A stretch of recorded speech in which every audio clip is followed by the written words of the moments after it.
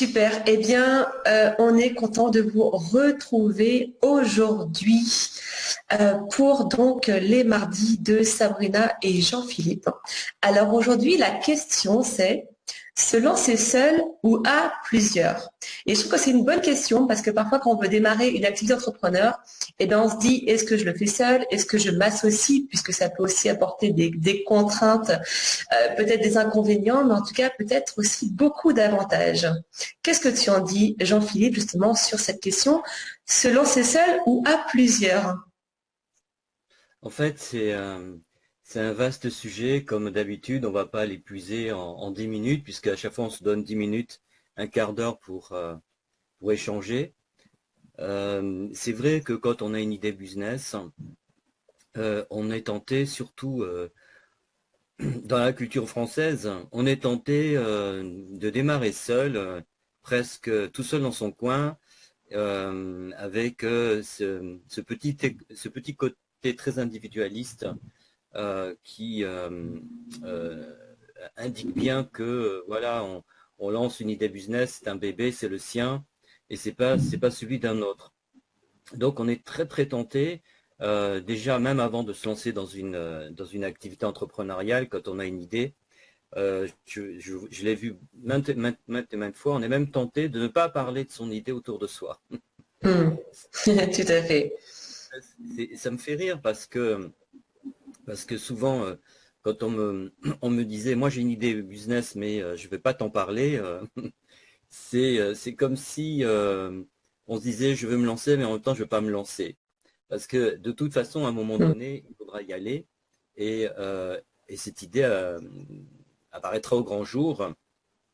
Et s'il y a des petits malins qui veulent la concurrencer avec d'autres moyens, ils seront là de toute façon. C'est le jeu de la libre entreprise, il y a de la concurrence, etc. Et puis au-delà de ça, Hmm. les idées originales, souvent, ne le sont pas tant que ça. Voilà. Donc, Hmm. ça veut dire quoi en termes beaucoup plus concrets? C'est que il faut faire confiance, il faut à un moment donné se confier, en tout cas tester son idée ouvertement, en parler, parce que ça permet de la tester, en tout cas de la tester d'une certaine façon, parce qu'on n'en est pas encore à faire une étude de marché. Mais c'est vrai que ça pose la question de savoir si finalement on veut se lancer absolument tout seul ou s'il va falloir plutôt être à plusieurs parce que aujourd'hui, dans le monde d'aujourd'hui, qui est un monde qui se construit de plus en plus en réseau, et on aura Mhm. un petit moment d'ailleurs pour en parler, je pense, de cet aspect-là. Démarrer à plusieurs est peut-être salutaire. Je sais par exemple, puis je vais m'arrêter là, je te redonner la parole, Sabrina, mais je sais par exemple que dans certains incubateurs, qu'on appelle aussi des couveuses d'entreprise, alors tous ne le proposent pas ou tous ne l'exigent pas, mais il y a cette contrainte que quand on voit arriver, on va dire, un start-upper, quelqu'un qui a une idée de start-up, eh bien, s'il est tout seul, ça commence mal. Hmm. Ça commence mal parce que la réussite entrepreneuriale, c'est une association de compétences et c'est toujours très exceptionnel, pour pas dire impossible, de maîtriser une foultitude de compétences. On Ouais, a tout à des fait. compétences, voilà, pour lancer un projet entrepreneurial, mais on les a pas toutes. Et c'est important que tu le soulignes puisqu'on est là aujourd'hui pour apporter nos trois meilleurs conseils justement pour notre audience qui se pose la question, eh bien, est-ce que je crée seule mon activité ou est-ce que je la fais à plusieurs?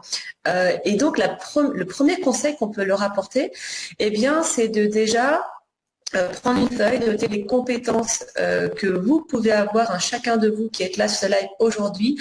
Vous notez vos compétences, vous notez vos qualités, toutes vos ressources humaines et trouver des personnes qui ont d'autres compétences avec qui vous pourriez travailler en complémentarité justement. Mm. Oui, oui, ce qu'il faut, c'est faire un inventaire des compétences dont vous avez absolument besoin pour réussir votre projet, en ne perdant jamais de vue que euh, une personne qui est savante près de vous, je pense notamment aux comptables, euh, ce n'est pas pour autant la personne décisionnaire. Je dis ça parce que je vois beaucoup d'entrepreneurs qui finalement font reposer leurs décisions sur l'opinion, et c'est vraiment ça, c'est une opinion de leur comptable. Mais Tout à fait. Mm. d'une part, un comptable n'est pas un associé, Mhm. point.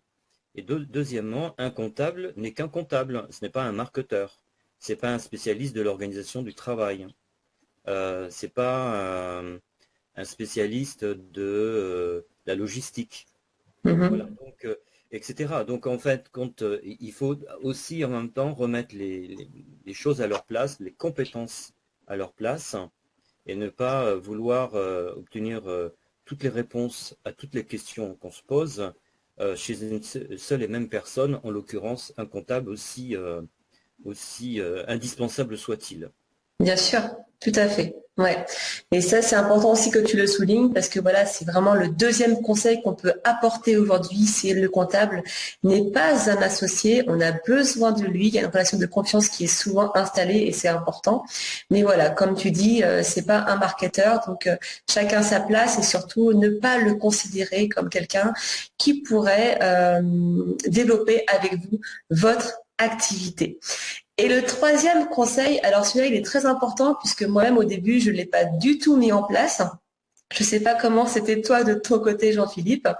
Eh bien, c'est de déléguer, d'accepter de partager le pouvoir avec d'autres personnes. Et c'est pas si simple, hein. Oui, en fait, l'action que tu poses derrière tout ça, c'est est-ce qu'on met une dose de collaboratif, c'est-à-dire d'entrepreneuriat collaboratif? Est-ce qu'on met une dose d'un super travail, d'un gros travail en équipe, Mhm. et parce que ça va immanquablement accélérer le succès. Et aujourd'hui, il y a des tas de solutions, comme par exemple de rejoindre des coopératives d'entrepreneurs. Mhm. C'est une solution pour rompre d'une part l'isolement, pour trouver les compétences que l'on n'a pas soi-même, pour avoir ce regard extérieur qui permet de prendre des décisions avisées. Voilà. Mhm. Et ce que permet par exemple cette espèce de pépinière d'entreprise que constitue une coopérative d'entrepreneurs. Il y a aussi une autre solution qui est de rejoindre un- une enseigne en franchise commerciale. Alors ça, c'est très intéressant parce que quand on compare les taux de succès des franchises commerciales, ça n'a rien à voir avec les taux de succès dans la création d'entreprises classiques, hein. Il faut savoir que quand on crée une entreprise classique, il y a un taux de mortalité qui est très très élevé, Mhm. euh, alors que quand on crée une entreprise dans le giron d'une marque qui se développe en franchise, il y a eu des études qui ont montré qu'on a un taux de réussite de 80%, c'est-à-dire qu'il y a 80% des personnes qui se lancent en franchise sont toujours là 3-4 ans plus tard.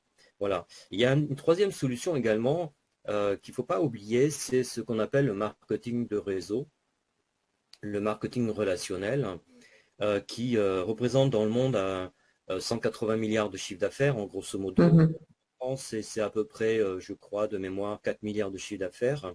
Et le marketing relationnel a une spécificité qui est très, très intéressante, c'est que ce n'est que de l'entrepreneuriat collaboratif. Enfin, c'est pas que ça évidemment, mais ça passe par beaucoup d'entrepreneuriat collaboratif, et c'est ce qui permet également de rompre l'isolement et de fonctionner mieux pour atteindre ses objectifs. Voilà, parce que, encore une fois, je ne vais pas m'étendre trop là-dessus parce que ça semble aussi être une banalité que de le dire, mais on vit dans un monde qui se structure de plus en plus en réseau, et, et les technologies ont beaucoup aidé à ça, voilà. Mhm. Et, et oublier cette dimension, ça peut être, ça peut produire de manquer beaucoup d'opportunités.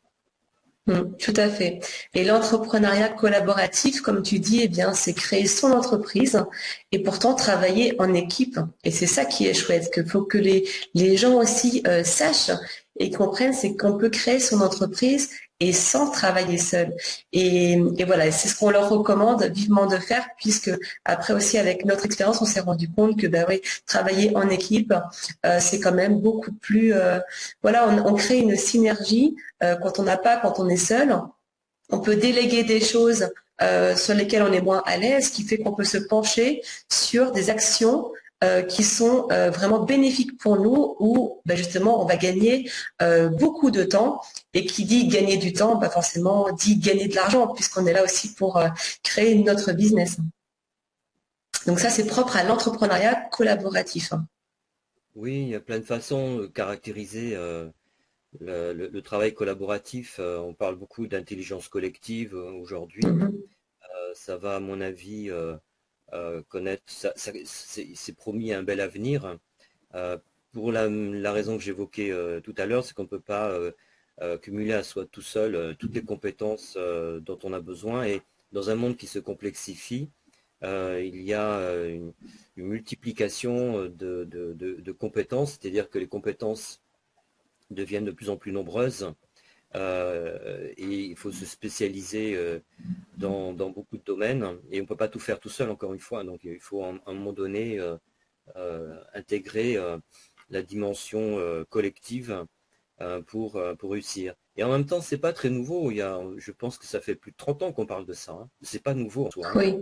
Mhm. C'est vrai que les choses sont accentuées avec Internet Mhm. et avec un nombre considérable de nouveaux métiers qui ont fait que pour beaucoup de gens, ben, il faut réapprendre des savoir-faire et quel que soit l'âge qu'on peut avoir. Et donc, ben, parfois, ben, si on n'a pas le temps de se remettre à de nouveaux apprentissages, il faut voir dans quelle mesure on peut se lancer dans un business qui permet de compenser ça. Et oui, on a tous 24 heures dans une journée. Et 24 heures, eh bien, ça peut paraître beaucoup et pourtant, eh bien, ça passe très très vite. Donc, c'est important de pouvoir déléguer des choses et partager. C'est aussi ça. Alors, je sais que dans mon cas, c'était la peur que la personne ne soit pas à la hauteur par rapport à ce que je souhaite, par rapport à ce que je demande. Hmm. Mais finalement, non. C'est vraiment un travail ensemble, en corrélation. Ben, c'est toujours entreprendre, c'est prendre des risques. Voilà. Donc, on ne peut pas sortir de ça. Ce qui signifie que quand on s'échoue à quelque chose, bah, c'est absolument normal. Bah, on se relève, on fait autre chose, on fait autrement. Et donc, c'est vrai également dans les relations professionnelles, dans les relations humaines professionnelles. Ce qui veut dire que si on confie par exemple une tâche à quelqu'un puis ça ne va pas, on tire les conclusions qui s'imposent et Mm. on cherche quelqu'un d'autre. Voilà, et on va pas non plus, comment dirais-je ça comme ça, on va pas en vouloir à la terre entière ou fustiger les personnes à qui on veut déléguer des tâches. Non, ça sert à rien ça. Ça ne fait pas avancer le schmilblick, comme on dit autrefois. Non, ce qu'il faut, c'est prendre en considération que de toute façon, il y a toujours une part de risque dans les relations professionnelles Mm. qui sont intégrées et peut-être prévoir des plans B, même certainement. Mm. J'ajoute également que dans le monde du marketing digital, les gens réussissent qu'à la condition qu'ils parviennent à déléguer.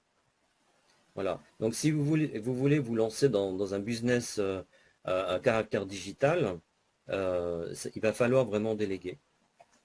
À un moment donné, il va falloir le faire. Voilà. Ça, Mm. c'est parce que c'est une somme de travail et de compétences qui est assez importante. Mhm. Mm. Tout à fait. Et oui, entrepreneur, c'est, comme tu dis, c'est prendre des risques, c'est avoir la vision, faire des projets, et c'est parfois avoir même ce côté un petit peu insouciant, se dire, bon, allez, je me lance, on verra bien ce que ça donne. Et il faut passer par là, avoir des projets, et pourtant, se lancer, voilà, on connaît pas la fin de l'histoire. Donc, à chaque fois, c'est un petit bout de chemin qu'on fait, et c'est important pour apprendre, pour évoluer, de passer à l'action. Et même si on a des peurs, même si on a des craintes, même si on a des doutes, même si on a peur du jugement, parce que voilà, les peurs, ce sont les émotions, on peut en avoir beaucoup. Mais en tout cas, il, Ça fait partie du jeu. Oui, les peurs font partie du jeu, ouais, c'est tout à fait ça. Et tout le monde a peur.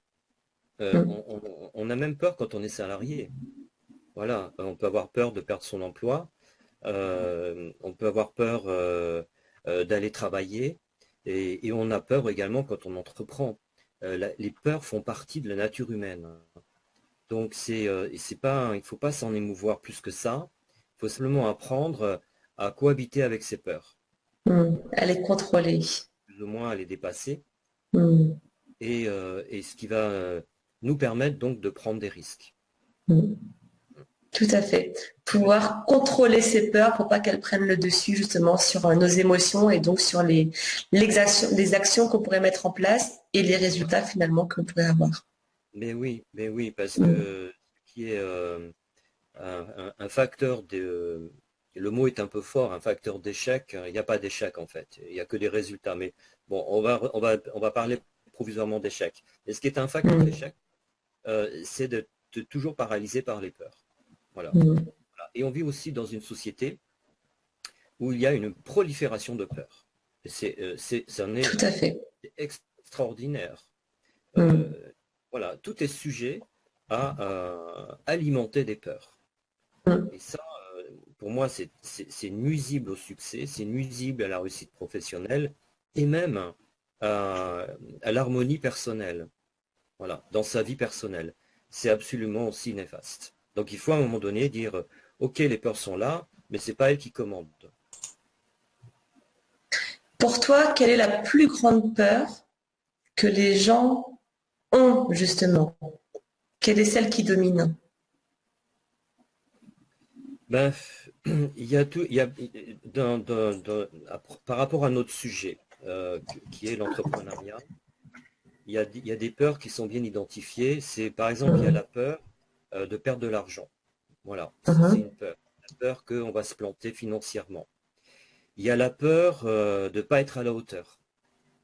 Mhm. Voilà, on a peur que finalement, on ne sera pas à la hauteur du projet, etc. Il y a une peur aussi que j'adore, c'est la peur du qu'en dira-t-on. Elle est très, très présente. Moi, je vois des candidats à l'entrepreneuriat qui me disent ou expriment que finalement, leur entourage n'est pas d'accord. Donc, bah, ils se fient à leur entourage. Voilà. Mm. J'appelle C'est ça. la peur du qu'en dira-t-on. Voilà, il y a comme ça quelques peurs assez, assez courantes qui finalement endiguent la prise de décision et ne permettent pas aux gens vraiment d'avancer. Voilà. Donc, ça, C'est ça. Et un dernier conseil qu'on peut apporter justement à la peur du qu'en dira-t-on, eh bien, c'est de ne pas écouter les gens qui ne savent pas de quoi ils parlent, mais d'écouter les gens qui savent de quoi ils parlent.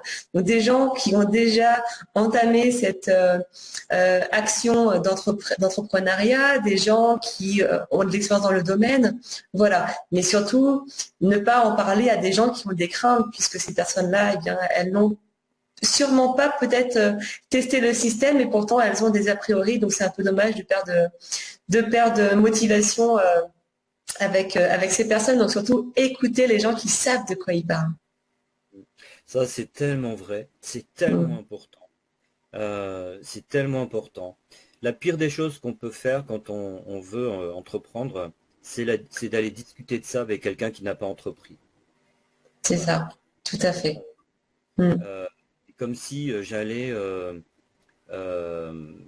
investir dans l'immobilier et aller demander Mhm. mon avis à quelqu'un qui n'a jamais été colocataire toute sa vie. Voilà, c'est ça, c'est un très bel exemple. Qu'est-ce qu'il va m'apprendre? Mm. C'est donc ce qui fait que, et c'est vrai qu'on a tendance, quand on a des idées qui nous tiennent à cœur comme ça, on a tendance à parler autour de soi, à des amis, à des proches, parce qu'on a l'habitude de se confier et c'est très bien. Sauf que quelle que soit l'opinion qu'ils vont avoir, elle sera pas Mhm. objective. Mm, Elle peut, mm, mm, elle peut pas, ça peut pas vraiment vous aider, si ce n'est qu'à vous encourager, parce que quand quelqu'un vous encourage à réaliser vos buts, bon, ça reste toujours positif. bien Voilà. sûr. Faut pas perdre de vue non plus que des gens qui ne connaissent pas le domaine dans lequel vous voulez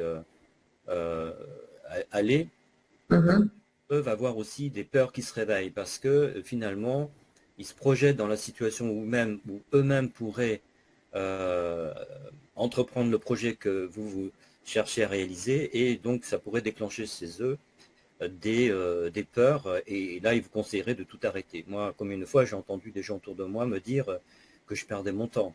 Voilà. C'est ça, mais oui.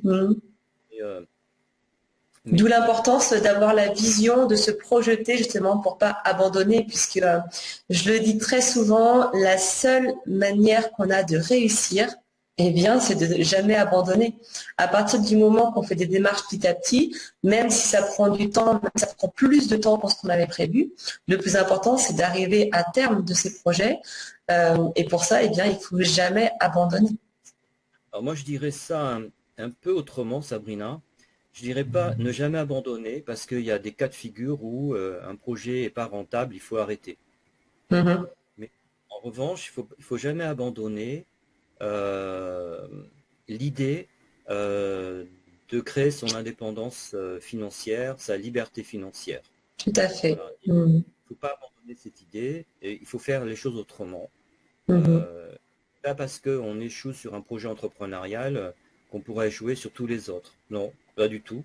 C'est un apprentissage, et donc il faut en tirer des enseignements et faire les choses différemment à chaque fois. Voilà. Je rappelle qu'aux États-Unis, euh, échouer, c'est un critère de crédibilité. Plus les gens échouent aux États-Unis dans l'entrepreneuriat, plus ils sont crédibles. Parce que Ah. parce qu'on considère qu'ils tirent des enseignements, et donc Mm. le projet sera le bon. C'est ça. Et finalement, c'est pas réellement un échec. Comme dit, c'est un apprentissage. Et ils se servent de ça pour évoluer. Mm. J'aime pas le mot échec parce C'est péjoratif ici. C'est vrai que oui, tout à fait. les Ouais. résultats sont des Mm. résultats. Donc on tire des enseignements, et on fait les choses autrement, ou en tout cas on corrige le tir. Voilà, il Mm. ne s'agit pas de tout remettre en cause, mais on corrige le tir pour pouvoir cheminer et finalement aboutir. Enfin, aboutir à ce projet que tous les entrepreneurs rêvent de concrétiser, qui est Mhm. libre. Voilà. C'est C'est ça. ça. Chaque expérience a du bon. Super, bah merci beaucoup Jean-Philippe pour ce mardi en live. Merci à vous d'avoir été là aujourd'hui. Donc on abordait les conseils pour savoir si on doit se lancer seul ou si on doit plutôt se lancer à plusieurs. Je crois que vous avez compris un petit peu notre opinion. J'espère que ça va vous aider vraiment dans votre entreprise, quelle qu'elle soit, n'importe quel domaine d'activité. J'espère aussi qu'on va se retrouver mardi prochain. En tout cas, nous, on sera là pour parler d'un autre sujet, donc sur votre entreprise, votre business. Merci à vous, merci Jean-Philippe. Belle journée Bye bye, et à mardi. Sabrina. Bye Bye, ciao, bye. ciao.